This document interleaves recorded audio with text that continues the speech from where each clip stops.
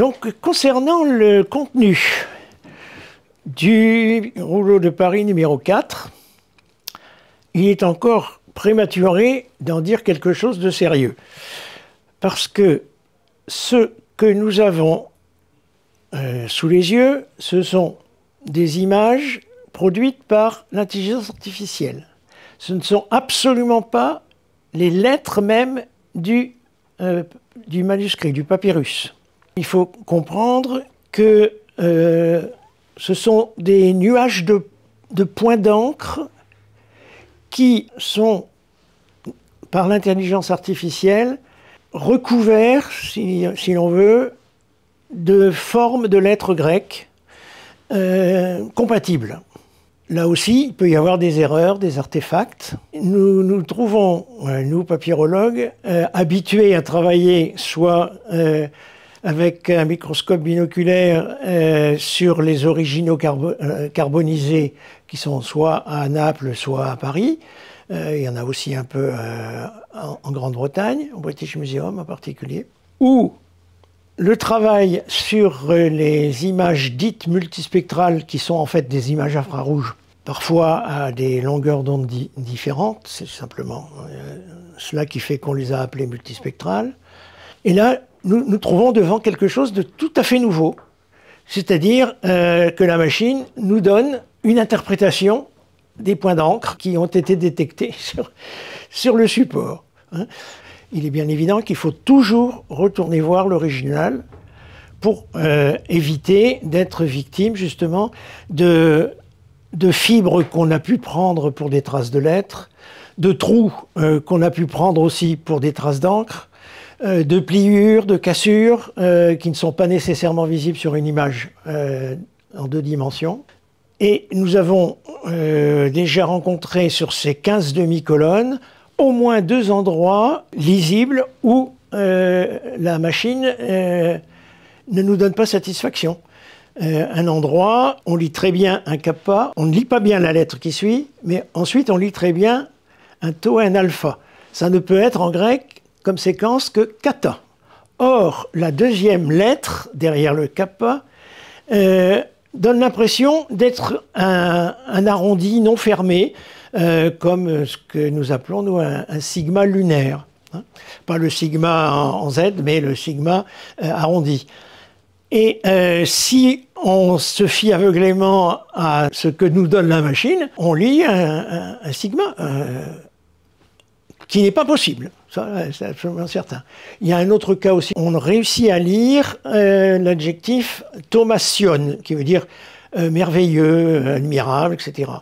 Et dans ce thaumation, on voit très bien le θ initial, l'alpha, l'upsilon. La lettre suivante est ambiguë. Et après, on lit alpha, sigma, iota, omicron, nu. Donc, ça ne peut être que thaumation. Or, le mu est surmonté de quelque chose qui ressemble à une espèce de F d'imprimerie, qui fait que la lettre devient étrange. Si on ne savait pas que c'est obligatoirement thaumation, on se demanderait bien ce que peut être cette lettre. Donc il y a des artefacts. Et il faut que nous en tenions compte dans notre déchiffrement. Ça va nous obliger à nous habituer à quelque chose de nouveau, vraiment. Le texte est pour l'instant très lacunaire. On n'a devant soi que les parties supérieures d'une quinzaine de colonnes successives. La disposition des colonnes, donc il faut imaginer un rouleau déroulé dans sa longueur qui est strié de colonnes de texte perpendiculaires à la longueur, avec une marge au-dessus, une marge en dessous, et puis un alignement à gauche, pas d'alignement à droite, parce que il y a coupure syllabique des mots, de la même manière que chez nous, on ne coupe pas un mot n'importe comment, il y a des règles. Les Grecs avaient déjà ce même principe, pour avoir une lisibilité la meilleure possible. Donc, du côté gauche de la colonne, on a quelque chose d'assez rectiligne. avec une légère inclinaison de droite à gauche en descendant. C'est ce qu'on appelle la loi de masse.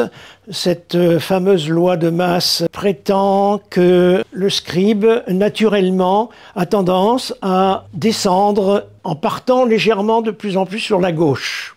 Bon, plus ça va, plus je travaille sur les différents rouleaux d'Herculanum, plus je me dis que c'est probablement un effet esthétique qui est recherché.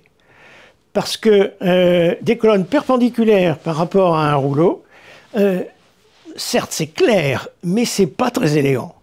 C'est plus élégant quand on a un très léger décalage entre le haut et le bas, dans le sens donc droite-gauche. Voilà. Maintenant, venons-en un petit peu au contenu qui est déchiffrable pour l'instant. La grande difficulté, c'est que on peut avoir, pour certaines demi-colonnes, 7, 8 lignes à peu près lisibles ou qu'on arrive à compléter sans trop de difficulté. Bon, s'il manque une ou deux lettres par-ci, une ou deux lettres par-là, on arrive à voir à peu près de quel mot il s'agit. Il y a des mots très courts, des mots de 2 lettres, des particules et tout ça en grec, 2 lettres ou 3 lettres. Ça peut être gênant, ou des négations de lettres aussi, ou 3. Donc ça peut changer complètement le sens si on a un trou là où il y avait une négation, bien évidemment. Mais l'inconvénient, c'est que les phrases en général sont assez longues. Elles peuvent faire jusqu'à 10, 12 lignes. D'autres sont plus courtes, mais il arrive que les périodes soient assez longues. Et quand vous avez une coupure de 2 ou 3 lignes illisibles, avec 8 lignes lisibles devant et 2 lignes lisibles derrière, pour la continuité de la pensée, ça n'est pas l'idéal. Il y a quand même une certitude. D'abord, c'est un rouleau grec. Je ne l'ai pas encore dit, je le dis maintenant, c'est un rouleau grec. Ce rouleau grec provient donc de la bibliothèque qu'on dit dorénavant la bibliothèque de Philodème de Gadara, contemporain donc de Cicéron, et que Cicéron a côtoyé. Ce texte provient de cette bibliothèque épicurienne essentiellement, même s'il y a quelques rouleaux identifiés comme étant du stoïcien Chrysippe, probablement figurait-il dans la bibliothèque dite de Philodème, pour servir à Philodème de source à combattre. Mais l'essentiel, ce sont des textes d'Épicure. On a identifié 9 ou 10 rouleaux dont on a les numéros de la nature d'Épicure, qui comportaient 37 livres. Et on a des restes d'autres rouleaux qu'on ne peut pas encore numéroter. Peut-être le pourra-t-on un jour. C'est la base même de la doctrine du jardin, et il était absolument normal qu'il y ait ça dans la bibliothèque d'un épicurien comme Philodème. Certains même de ces livres existaient en plusieurs exemplaires. Par exemple, le livre 25, sur lequel nous sommes en train de travailler à nouveau en équipe, il y a, je ne sais plus combien de numéros de papyrus différents, mais on en a plusieurs qui nous donnent des morceaux appartenant au même passage. C'est ce qui a permis d'ailleurs de les identifier. Épicure, après il y a un malheureux rouleau de son alter ego Métrodore de Lampsaque, sur la richesse, paradoxe sur la richesse. Et puis on a aussi quelque chose d'un des premiers disciples d'Épicure, Polyène, qui était un géomètre. On a même un rouleau sur lequel il y avait des figures géométriques avec des lettres, comme on peut en trouver dans les manuels de géométrie d'aujourd'hui. Il y avait aussi des œuvres de Colotès, qui était un jeune garçon apparemment bien cher au cœur d'Épicure, et dont parle Plutarque dans son Contre Colotès. Mais on n'a pas de fragments significatifs. On a également quelqu'un qui s'appelle Polystrate, qui a été scolarque du jardin sans doute vers la fin du IIIe siècle. Et puis là, on se rapproche de l'époque de Philodème. Démétrios Lacon, qui a été un élève du même maître que Philodème, c'est-à-dire Zénon, mais Zénon de Sidon. Épicurien, ne pas confondre avec le stoïcien fondateur du portique, Zénon de Citium. Le nôtre, c'est Zénon de Sidon, qui était scolarque du Jardin à Athènes, et qui est le dernier grand scolarque du Jardin à Athènes.